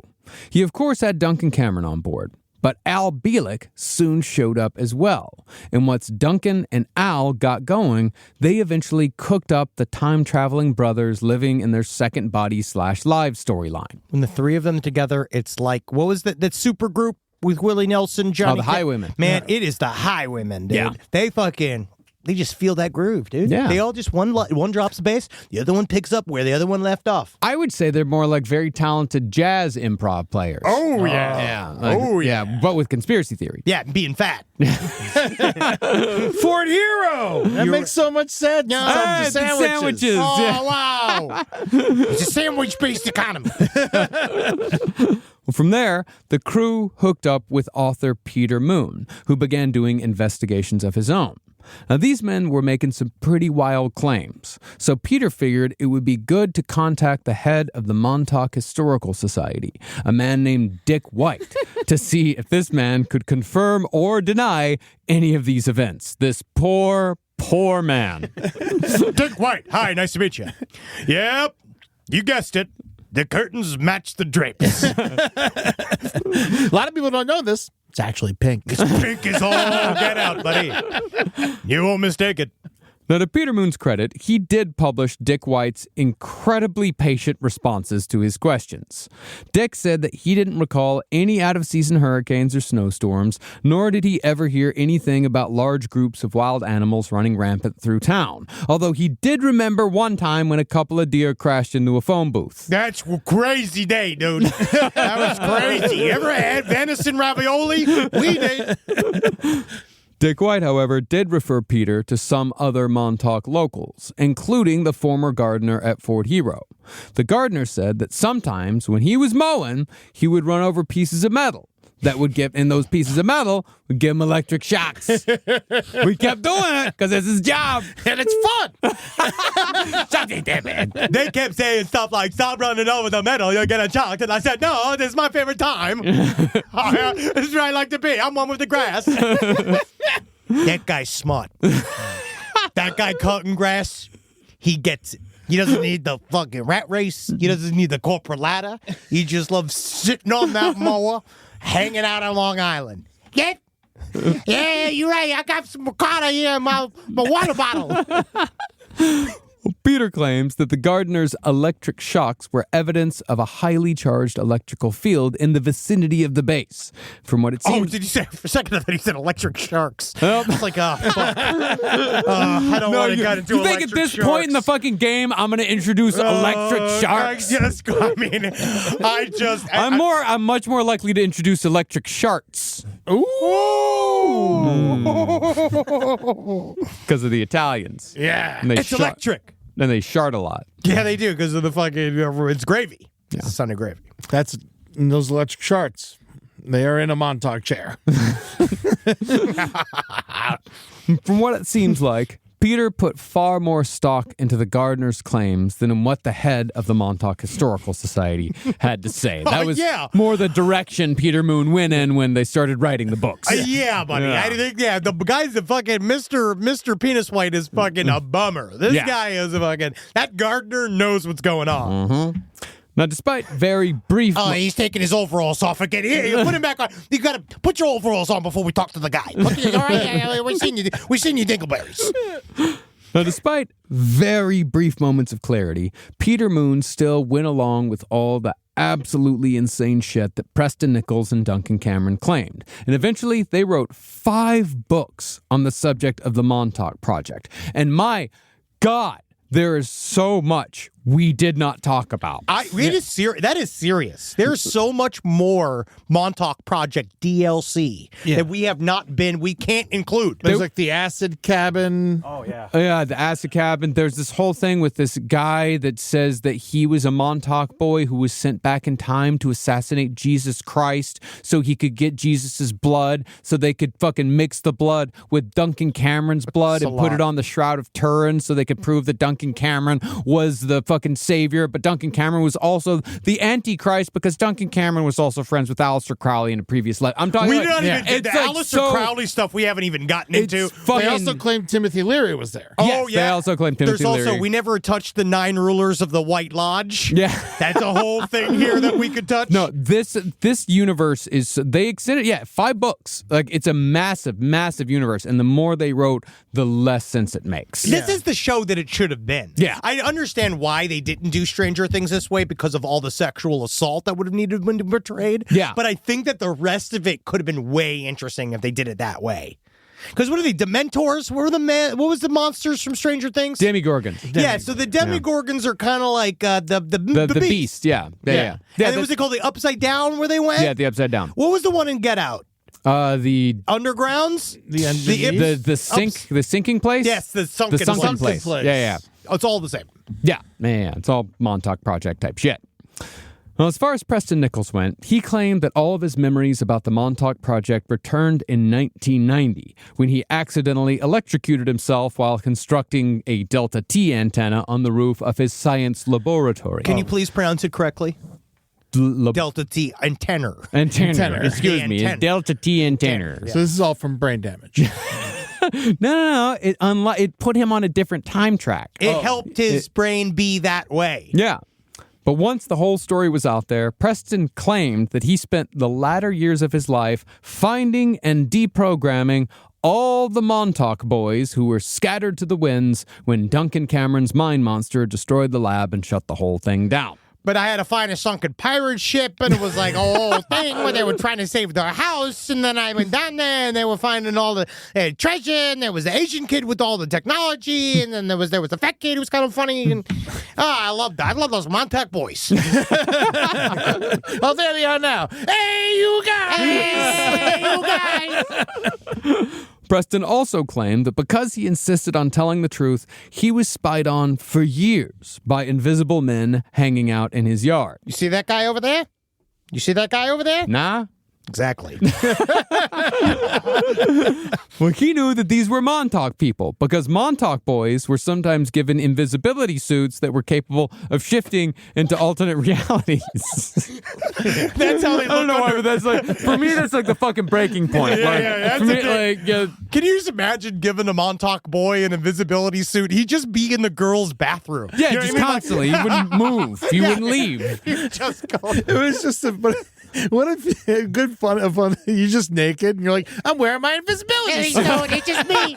Stop. Hey, I'm not naked. Get that Montauk boy out of there. That naked Montauk boy made criminals out of all of us. He's not naked. He's wearing an invisibility suit. I can see his invisibility dick. Oh, I get it. The suit's invisible.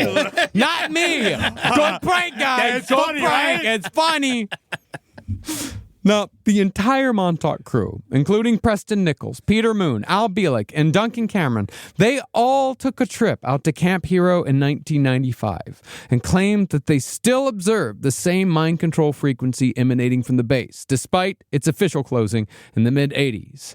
This, along with the invisible boys in Preston Nichols' front yard. You can't even see him. That's the worst part. You never know when you're there. And all of a sudden, you're jerking off, and you look over there, and the boy appears, and then all of a sudden, oh, I'm a problem. And he's laughing and laughing. He's like, oh, it's funny how you come. It's funny how you come. And I tell him, it's not funny how I come. I'm an adult. I'm a man. They don't come, remember? They're gooners. Oh, but not anymore. I'm retired. That's what I'm saying. Oh, my God. I'm retired. All coming together. It always comes together at the end. Can I actually play a bit of my research, the example of what it was like when they went back? Please. So he took one of what he said one of the most famous psychics from Long Island to the Montauk base. And this was her reaction that shows that, in matter of fact, it was all real and it's continuing to happen. You want to look at it, Helga? I feel like I smell urine and Everything. defecation, and I feel pain. I feel like a sense of helplessness, like there's no return. It's very emotional for me because I feel that those that have given their lives, This is the I'd like to program. know why. Stu. Why says he did got they no give part their of it. life? You know, why did they give their life? What was the reason Yeah. for this madness? What madness, what they've been caught up in. What is this? People talk. Cut this fucking rambling. This lady looks like my fucking aunt. Yeah, she does. Also, she might be smelling and feeling all that because Homeless people used might be it. living there. Yeah, it's very possible. Yeah, it seems like it's a really good squatting location. Yeah. That's awesome squat. Yeah, perfect squat.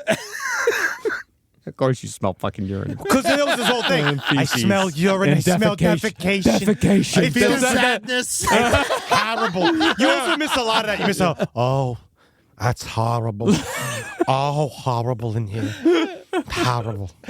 Well, ultimately, I personally think that the Montauk Project conspiracy exists and persists for the same reason that similar conspiracies like QAnon gain so much traction. And it all comes down to participation. See, the Montauk Project narrative allowed Preston Nichols and Duncan Cameron and Al Bielek to be heroes, main characters in a science fiction epic that was able to fuse itself into real-world events quite easily due to its open-ended nature. Once Preston and Duncan started telling their story in public, though, saying that their minds had been wiped and that they'd recovered their memories, they opened the door for anyone to claim that they were also a part of the Montauk Project. And more often than not, the people claiming participation weren't exactly living exciting lives. These people all began feeding each other stories and building the narrative out into every corner they could find if they felt it could explain something that didn't make sense or wasn't fair. And as such, whether it was intentional or not, I think that the Montauk Project served as the blueprint for the participational collage conspiracies of the internet age. The Montauk Project is the original collage conspiracy. See, when it comes to conspiracies like this, while the creators certainly get the ball rolling, it's the public that picks these conspiracies up and turns them into a far larger narrative. Ultimately, though, while these things start off as nothing more than fantasies, they eventually get built into something entirely different. And sometimes those conspiracies, with no grounding in the truth, can have dire consequences in the real world. Due to just how incredibly connected our world is these days, though, there's nary a corner on Earth that doesn't have to deal with the consequences of these modern conspiracies. And I think a lot of this can be traced back to two idiots in Long Island who just wanted their lives to be a lot more exciting than they really were. I think that that's also a common problem across the board. Yeah. People want it. People want to be a part of these giant plot lines. Yeah, that's what I'm saying. Is the Montauk Project is like it is the blueprint for the world that we're living in now. And it feels good. It feels good to be included. It feels good to have purpose. And stuff like this was it was also different too, because back then information did travel more slowly. Yeah. You had to go actively search this out. This would not fall on your lap. No. If you wanted this dumb shit like we love, if you believed in this stuff, you would have had to go, like the original tape I saw was in a guy's house with them talking. Like, this is before cons and before all the stuff. Like, well, there were cons back then. Because you can maybe find something like this at a gun show. Yes, but it would take you going to a place, searching it out. Now it's just there. So at this mostly, I think Montauk originally really worked on the fact that they couldn't immediately check. You're dealing with people and you're saying a bunch of fake stuff necessarily, or stuff that they can't check on in the moment, and then you can blow right past it. Well, it's like I was saying in the first episode about all of his claims about being in the music business. It's like in 1992, it's like I couldn't in 1992, you know how long it would take me to see who played the drums on Big Girls Don't Cry? Yeah. Like, if I ever find like a week. Yeah, you have to call a library. You have to do all this stuff. Yeah, and here it's tick, tick, tick, tick, tick, tick. I'm fucking done. Yeah. Oh, and there is, wow, Rob just put up a picture. It shows that his picture from his social media avatar has the control tower of the Montauk Project in its background. It's the Finally Sage Array. relevant. Yeah. Finally. You know, and your father told us some good stories. Your father visited the studio today, and he told us about the missiles going out to Long Island. Mm-hmm. Oh, yeah. He's exactly as I wanted him to be. He's exactly as I needed him to be. Now, I reconnected with my Montauk person, my connection over there, and he said that he'd never heard of boys going missing before during the 60s and 70s.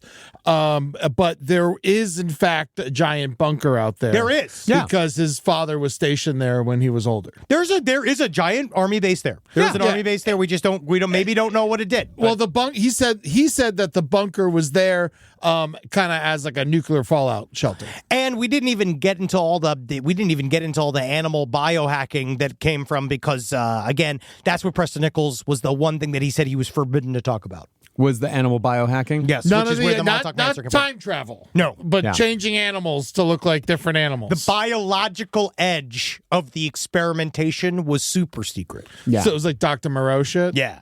Cool. And that some people, of course, connect that to the Montauk Monster, the thing that washed up on shore in 2012? Or something like that. Yeah, it was awesome. Yeah, it was really fun. It was a raccoon. Yeah, but guys, I think that this is still my favorite conspiracy theory, because it was back when this shit was fun. Yeah. It was fun as hell, and I wish boys could time travel. Yeah, I wish boys could time travel too. And this was pretty incredible. Like, only like a skosh of anti-Semitism and racism in this one. Yeah. A little bit. Yeah. It just proves that they just can't help it. It had no matter, he didn't need to bring it in. He didn't need to tell us that the Draconians were actually Jewish people. Jewish people, yeah, and that Asian people are insects. He didn't need to say any of that. It wasn't important to the narrative at all. It probably would have been thicker if the Pope of Judaism, Steven Spielberg, didn't live out there. Maybe he would be.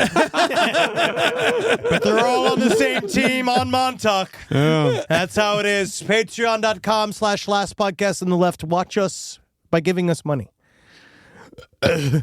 And also go to @LP on the Left for all of our social medias. Yeah, and don't forget to come out and watch the stream every Tuesday at 6 p.m. PST, 9 p.m. EST, last stream on the left.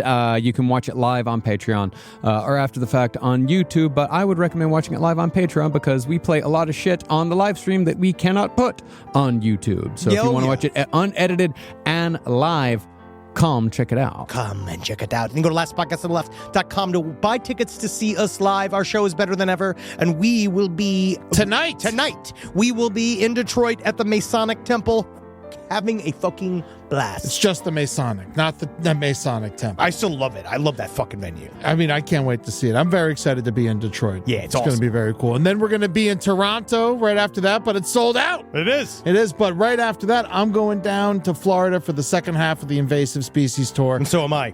Yes. May 6th, I'll be in Naples. I'm trying to talk Henry into going to that show, but it doesn't seem like it's likely. We'll see what happens. And then Fort Lauderdale on May 7th with Side Stories, and then Orlando on May 8th, and then I'm in Key West all weekend from May 9th through the 11th. So come check that out. And of course, in June, we're going to Atlanta. And just go to lastpodcastontheLeft.com to see all the shows we're doing all year. We got a full fucking schedule. So go and check us out. We are hitting the road this year. Oh, yeah, come back to the Pacific Northwest. We're going to Portland. We're going to Salt Lake City. Going all kinds of fucking places. Oakland. Contact in the desert. We're going to be at crimewaveatc.com/last. We're going to be doing a fucking Side Stories cruise. Come check it out. It's going to be fucking wild. Hell yeah. Well, I've learned nothing and everything. I'm just glad I'm a Woodhaven boy that never made it out to the island. Hail Satan. Oh, hail Geen. Hail Preston Nichols. What? He created a nice story. You know, it's for... Except for the Jewish thing. Yeah, I mean, everyone slips up a little bit.